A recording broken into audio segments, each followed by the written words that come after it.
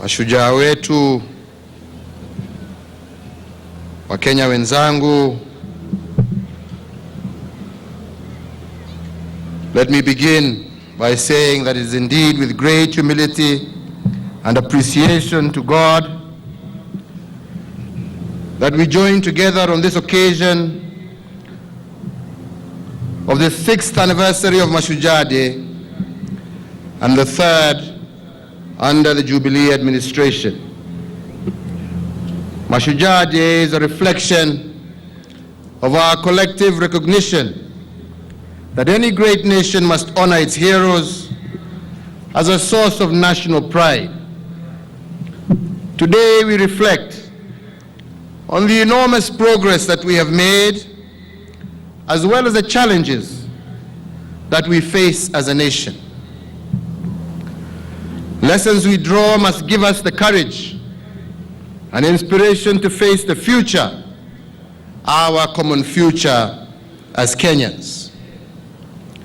History tells us that a nation that does not reflect on its past fails absolutely in charting a steady and sustainable future for itself.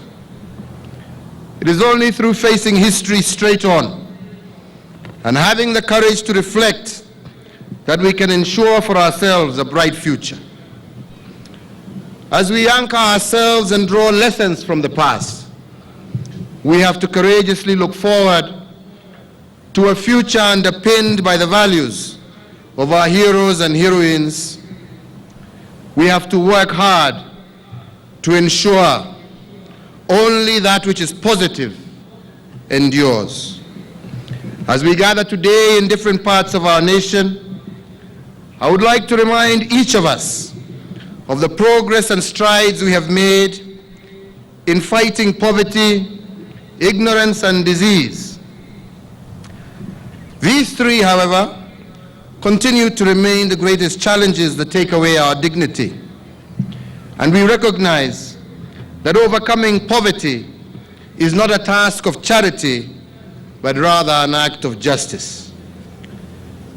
And we also know that poverty is not natural and can indeed be overcome and eradicated by our actions. As a nation, we have made some good progress. However, this progress is nowhere near what we endeavor to achieve, nor is it testament to where we want to go. We still have a long journey ahead of us in securing the total dignity of our fellow citizens. Fellow Kenyans, we continue to face a number of challenges ranging from terrorism, radicalization of our youth, which continues to be an existential threat to our young nation. Ethnic and clan conflicts, land and boundary disputes continue to undermine peace and security in parts of our country. Illicit brews, drugs, poaching are a clear and present danger to our country. These challenges are working singly and in concert to undermine national cohesion and integration. And they are diverting vital resources that would otherwise be used to grow the economy and improve the lot of fellow Kenyans. These challenges threaten to make a nonsense of our individual and collective efforts and to put all our achievements at risk. The time has come for a sober and honest reflection on how we can best resolve these challenges. And this self-evaluation must take place from the community up to the national level. My government is working to address these challenges, and our efforts are bearing fruit. Our domestic, regional, and global engagement has sought agreements as well as interventions aimed at expanding existing as well as unlocking new opportunities for our people as well as for our neighbors. As Kenyans, we must engage in a serious conversation on how we can make Kenya great and a source of common pride. In this endeavor, we recognize that we cannot do this without the active engagement of all our citizens. My brothers and sisters, it is my government's sincere hope that we will spend more time seeking to leverage these opportunities and less on sterile activities that detract us from where we should be heading as a nation. Kenya must face these challenges gallantly, the way our forefathers faced their colonial masters to liberate our motherland. We must, with one resolve, say no to vices that would derail us from the path of progress and prosperity, and we must deplore and reject negative traits in all their manifestations.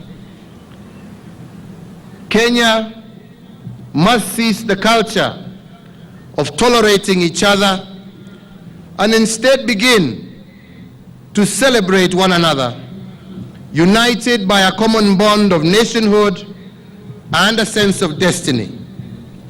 We have to say no to negativity and politics of divisiveness and hatred.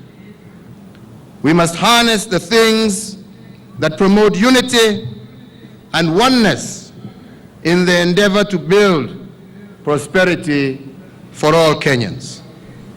I am convinced that this is the only sure way to conquer poverty, ignorance, and disease. This, fellow countrymen, we must do in order to win this fight during our generation. We must seize the moment and fulfill the mission of building a prosperous Kenya. Our generation should be under no illusion. We all have to act as one. We must not fail, and let us not squander the opportunity that is available to us. Fellow Kenyans, we celebrate our past and modern day heroes and heroines whose deeds have touched the lives of Kenyans in one way or another. Heroes and heroines for whose challenges presented opportunities to excel and prove themselves strong. They all remind us that no challenge is insurmountable when we remain united and focused on our goals.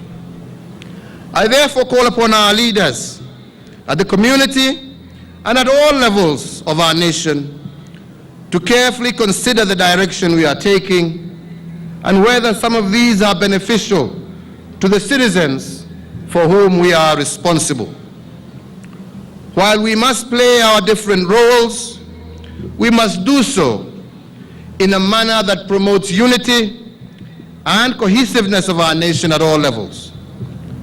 Leaders must avoid reckless and inciting utterances that would undermine peace and cohesiveness. These can cause irreparable damage to Kenya's socio-economic fabric, and they, all leaders, must at all times strive to build a better Kenya. To those hardworking and diligent public servants at all levels of government who sometimes work under very difficult circumstances to ensure public services are delivered to citizens, I salute you for the heroes and heroines that you are.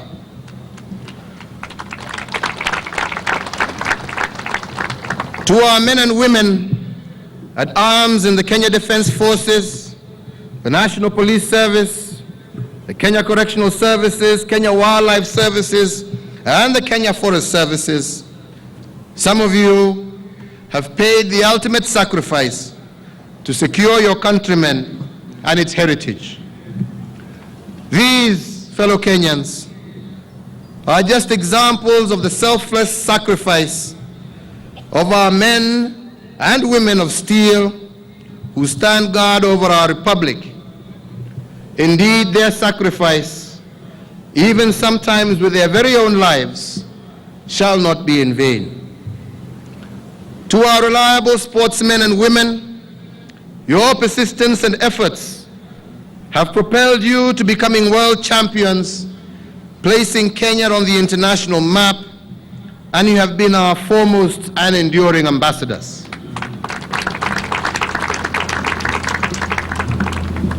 To the parents and guardians of this nation who have to toil daily to secure a livelihood for their families, you have our gratitude. You rise up early to go to work, to provide for your families, and indeed, you are Mashujaa for keeping our country Kenya going. To our hardworking farmers, we salute you for your tireless efforts as you continue to feed our nation. To every other Kenyan who daily contributes in one way or another to making our nation great, we salute you. Fellow Kenyans, I now want to focus on these matters that in my view pose the greatest threat to our progress. Indeed, while our Constitution has granted us with expanded and new freedoms, we must tread carefully. For freedom places a huge requirement on every citizen to act responsibly. I am therefore saddened and dismayed that at times our actions suggest to people who have forgotten that with freedom comes onerous responsibilities to fellow citizens and to each other. Through some of our actions, we insult and abuse the sacrifices that our forefathers and many great Kenyans have made and indeed continue to make. The time has come for us to carefully consider what our individual, institutional, and collective responsibilities towards each other and indeed to our nation Kenya are. Without understanding and appreciating our responsibilities, our expanded freedoms mean absolutely nothing. Indeed, they can easily become a recipe for the destruction of the future that we all so earnestly seek to build. By taking for granted the freedoms we enjoy, we have and are engaging in activities that sometimes endanger the very existence of the nation state that we love to call Kenya. It makes us vulnerable to our enemies, both internal and external. And this represents a major threat to this country. We must seriously and consciously, as well as with honesty, look inside and determine the kind of future we want to bequeath to our children and to our children's children for the generations to come. Fellow Kenyans, as a country, we must look up to the values of our forefathers, that which they espoused, and finally delivered our country from the yoke of colonialism and domination. On the strength of their highly held values, they secured a future for all of us. We too are equally obligated to secure the future of this nation by practicing the values that bind us as a nation and which aspire for the common good. This is therefore the time to recapture the future of our nation for generations to come. Our forefathers, bound by unity of purpose, self-discipline, and hard work, wrestled our country from colonialism. Equally, we too can liberate our country from poverty, disunity, and hatred by engaging in values that redefine us as a nation. The time has come for us as Kenyans to promote a culture of truthfulness. It is sad sometimes to see how by our own actions we have seriously undermined our own moral compass. It is therefore important to act swiftly to regain the values that we have lost and that are critical for our future.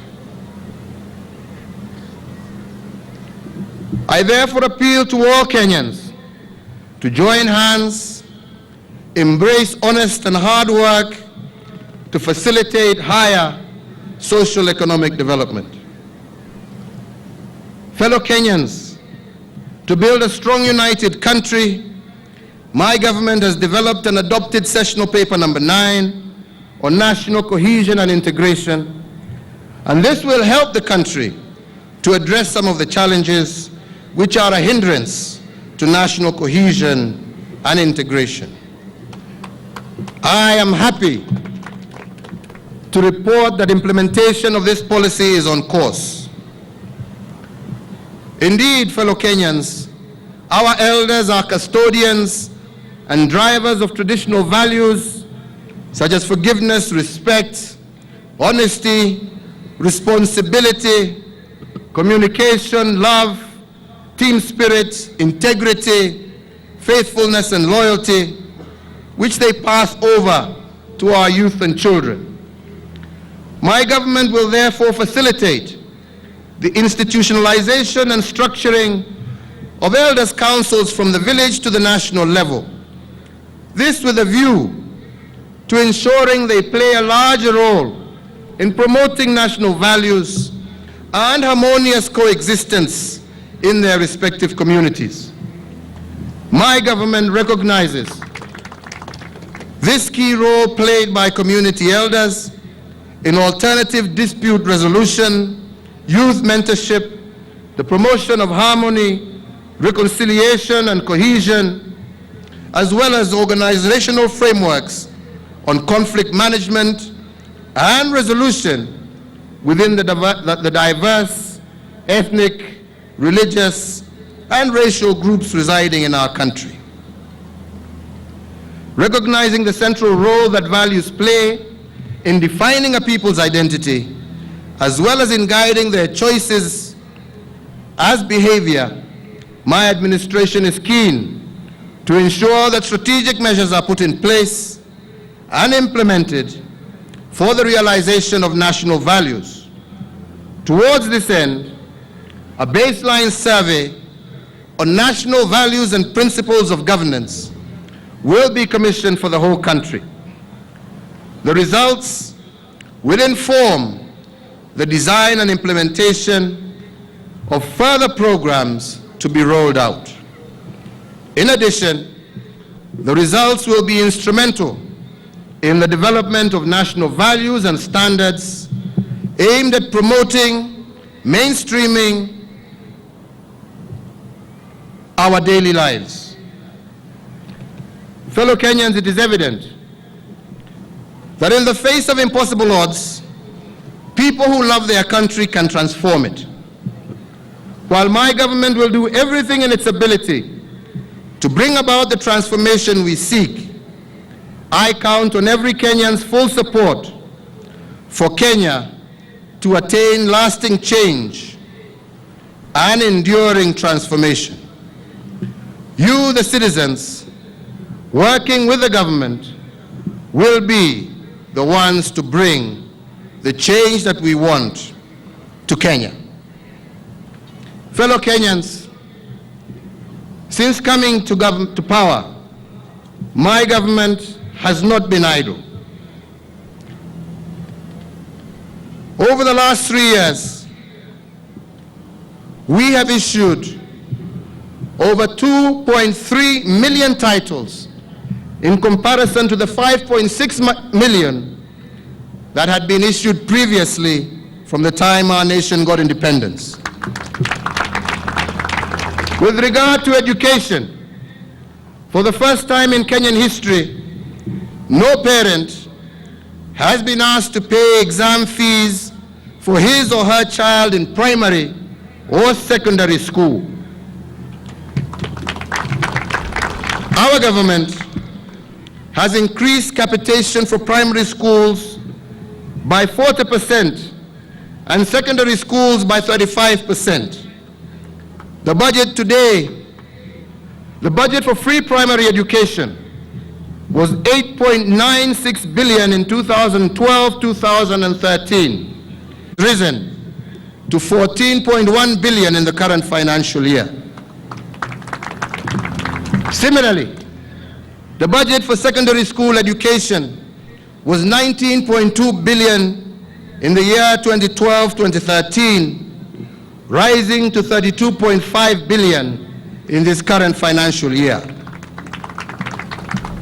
The budgetary allocation for the Higher Education Loans Board was 5.5 billion in 2012-2013. This has risen to 7.6 billion this financial year. On the security front, we have ensured and added an additional 2,400 new vehicles to the police fleet, significantly enhancing mobility within the police service. To enhance service delivery, we have built more than 40 Huduma centers across the country. Huduma, as you know, is a jubilee innovation. More than 5 million Kenyans have been served, Kenyans who previously would have had to travel long distances to receive such service. I commend all the public servants who have adapted to this new service. With regard to electricity connections, we had 8,000 schools connected to electricity before Jubilee came into office. Since 2013, we have grown that figure to 20,450. 1,150 primary schools remain to be connected to the grid, and these will be done by the end of November. Fellow Kenyans, in 2013, only 2.3 million Kenyans were connected to electricity.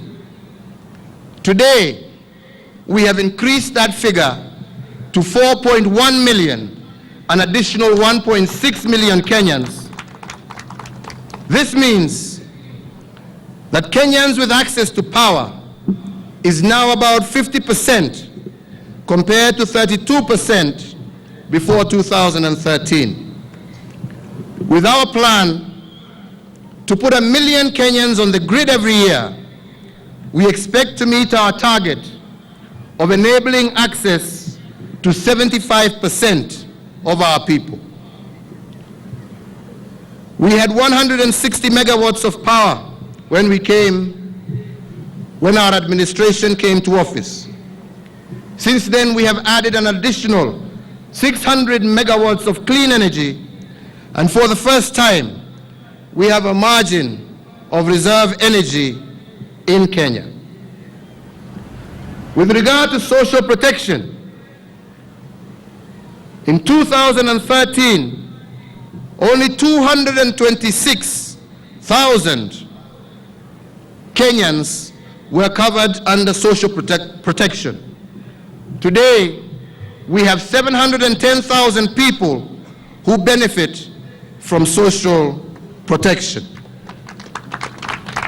Fellow Kenyans, with regard to opportunities for women, youth, and persons living with disability, over 80,000 businesses have been registered by youth, women, and persons with disabilities since 2013. And of these, over 30,000 have received businesses from government in the last year, business totaling some 30 billion shillings. We are in the process of sorting out challenges on registration, and we are seeking to streamline this so that more Kenyans can have the opportunity to take advantage of this program. At the same time, I am directing that all ministries must ensure that once goods and services are delivered and invoices raised, there is no reason why these young people and our women should not be paid in 2 weeks, considering they have borrowed in order to deliver the goods and services. With regard to fertilizer subsidy, when we came into office, fertilizer cost in Kenya was 2,700 shillings per bag.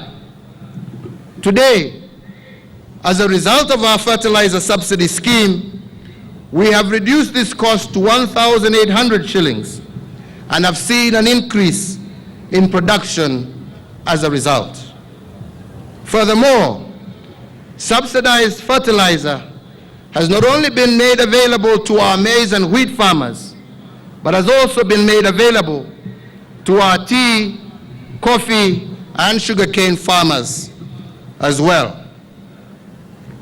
Fellow Kenyans, the number of TV stations has also risen to 53 stations this year, up from 14 in 2013. The number of radio stations is up to 126 from 108.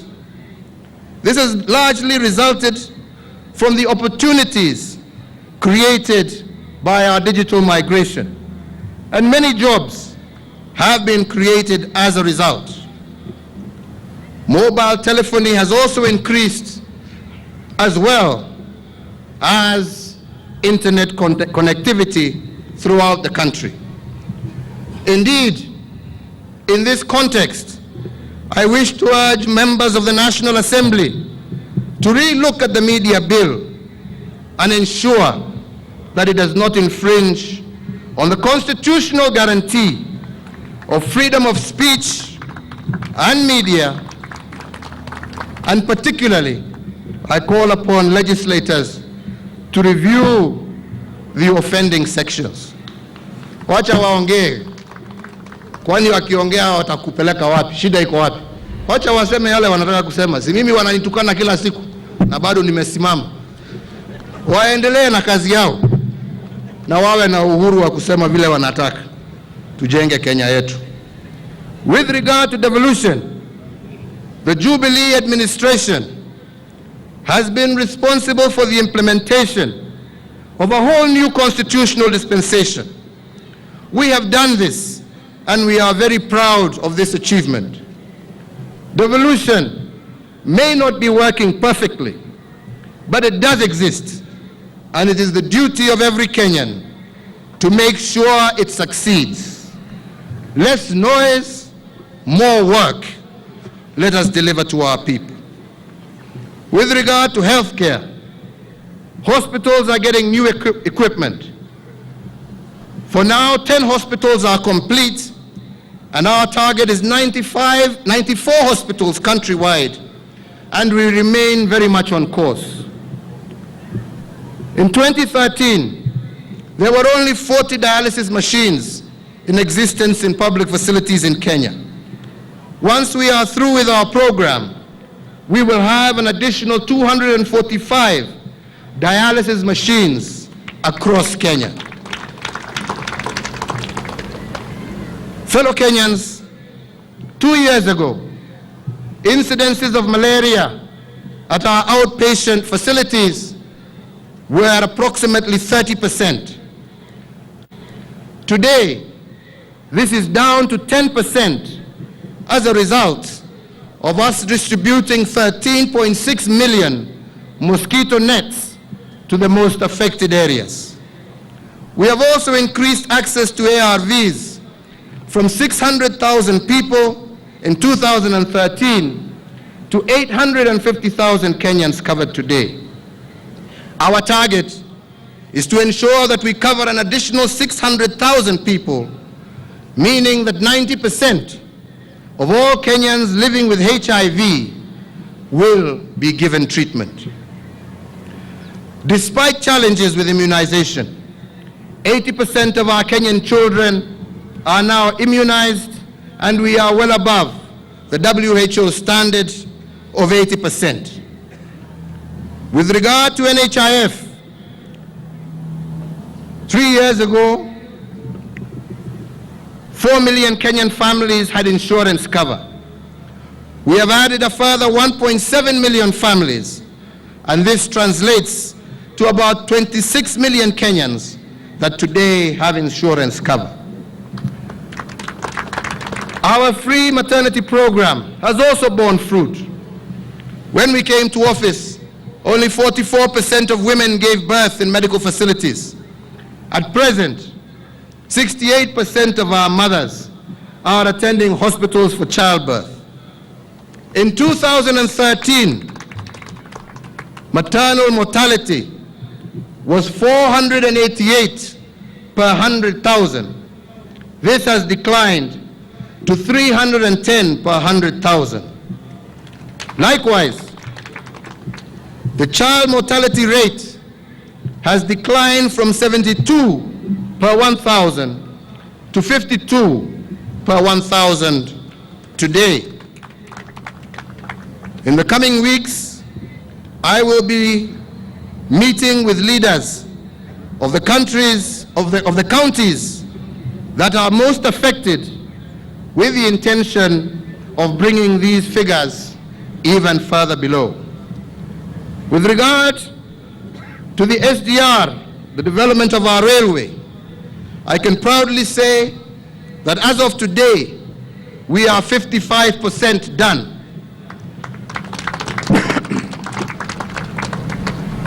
We have recently concluded negotiations to extend the line to Naivasha as a result of the good progress that we are making, and plans are underway to build an industrial park in Naivasha.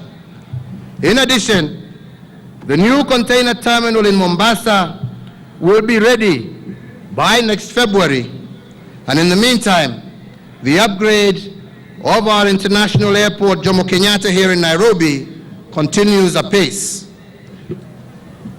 The road from Watate to Taveta, having been spoken about for 50 years, has now started alongside many others. The National Youth Service has engaged over 100,000 community youths in various programs. The National Youth Service School has expanded from a capacity of 4,000 to 30,000 young men and women undergoing various vocational training. Yes, there has been problems, and we have seen them, but I assure all Kenyans that we shall sort them out. Lastly, on this subject, the Youth Empowerment Program is central to my government's agenda, and we shall continue to expand this program to all corners of Kenya. Fellow Kenyans, our unity of purpose, if well harnessed, can positively transform our country. Let us all choose to be heroes and heroines for our country, for our children, and for our future. Nataka niwashukuru, na nikimalizia ni kuomba wa Kenya tu tuendelee kushirikiana na kuungana na kufanya kazi pamoja. Tuache siasa za mgawanyiko. Nguvu yetu ni umoja wetu, na ni mengi ambaye tuwaweza kutimiza tukiwa na huo umoja. Tuajua ya kwamba tuko na shida mingi, lakini pia tumetembea mbali, na mimi sina shaka yale ambaye yamebakia tuwaweza tuikamilishe kwa muda mchache, tukishirikiana, tukiheshimiana kama viongozi na tukipendana kama Wakenya. Na ndipo sana tuwasema kwa wote ya kwamba hata hawa ambao kila siku wanatusukumia hii mambo ya ICC, kila siku ICC, wawachane na sisi, wawache sisi tuweze kuendelea na kujenga na kuunganisha Wakenya wenzetu. Na mimi nawauliza Wakenya, Tusikubali kutenganishwa, tusikubali kuletewa siasa duni, tusikubali kupiganishwa. Tuwajua sisi haja ya umoja wetu, tuwajua tabu ambazo tumepitia, na tunajua ya kwamba ni sisi wenyewe kama Wakenya ambao tuko na suluhu ya mambo haya. Na mimi naendelea kusisitiza na kuuliza mataifa ya nje ambayo ni marafiki wa Kenya waendelee kutusaidia, na sisi wa Kenya tuendelee kuomba. Jaji hawezi kutuambia hatuna nguvu ya kuomba. Sisi tunaamini Mungu, na sisi tuko na uhuru wa kuomba, na tutaendelea na maombi kwa sababu tuwajua maombi faida yake ni nini. Ya mwisho ni hiyo, nimesema kuuliza waheshimiwa wabunge kwa heshima kubwa, nikijua ya kwamba ni jukumu lao, lakini yastahili ya kwamba zile sheria ambazo twapitisha ziwe zinalingana na katiba ambaye sisi kama Wakenya tumeipitisha.